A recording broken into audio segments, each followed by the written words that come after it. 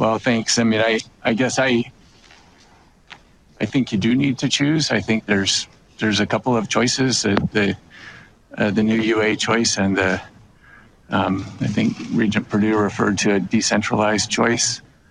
I think we've got a challenge currently. Of course, the number one, the very first thing in the accreditation standards is that the CEO report to the board. We don't meet that. We never have. And I think under the new UA model, the CEO would report of an accredited university of accredited UA would report to the board. And then the other model of a decentralized model, the CEOs of the universities, UAF, UAA, and UAS would report to the board, or could report to the board in a scenario that I think we've not envisioned, or at least not contemplated at this point. I think the challenge that we've got currently with our current situation is that you, the board, are separated from the university, from some information at the universities. I think that's probably a challenge, and the reason that the accreditation standard is that CEOs report to the board, and whether it's in Model 3 or Model 2 or some other model. I do think that there are decisions that we're not making now that need to be made because we don't have decision on structure. So I do think the structure needs to be decided.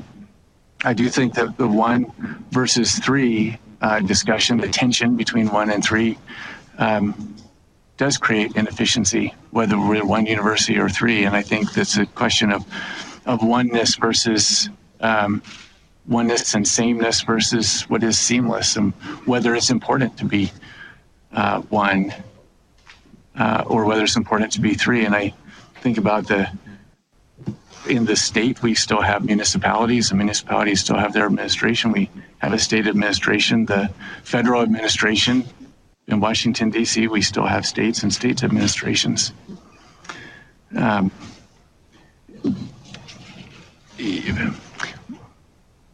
I've done lots of jobs at UAF. I started as a term assistant faculty, as a term faculty. I was a tenured faculty, a department chair, a unit director, a research lead,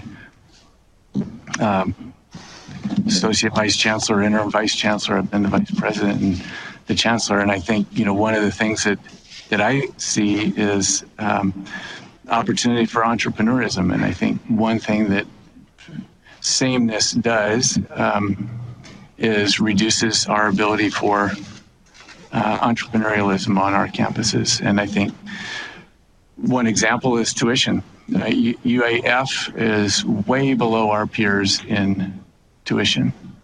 Our peers are research universities across the country. Our CTC, our community college, is way above, and our research university is way below. So I think that presents a challenge. There's more revenue out there, in my opinion, for UAF, given some flexibility. I personally think that people deserve choice. I want choice. I, as a donor, want choice in what I give to. There are 230,000 people that live in Boise, Idaho. There are 22 separate universities that operate in Boise because people want choice, I think. I also think that competition drives innovation, and it drives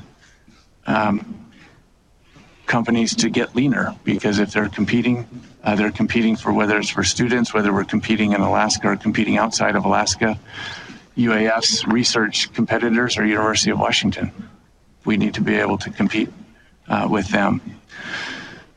I think this question of, would somebody stop doing something, and is there a risk of the University of Alaska Fairbanks or University of Alaska Anchorage stopping doing something? There's lots of things we don't do already. There's no law school here. There's no med school. There's no school of architecture. So, I think if there were a decentralized model and the universities were competing with each other and without outside universities, it would be a market decision. The market would decide that for the number of law students, there isn't a law school here.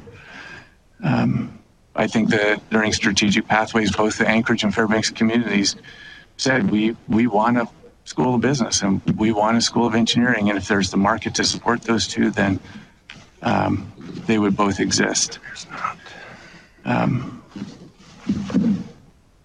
So I do think you need to choose. I do think that there's two models. I think certainly the UA model and a decentralized model that would allow the universities in their current existence to kind of pursue the pathways that they're on. So thank you.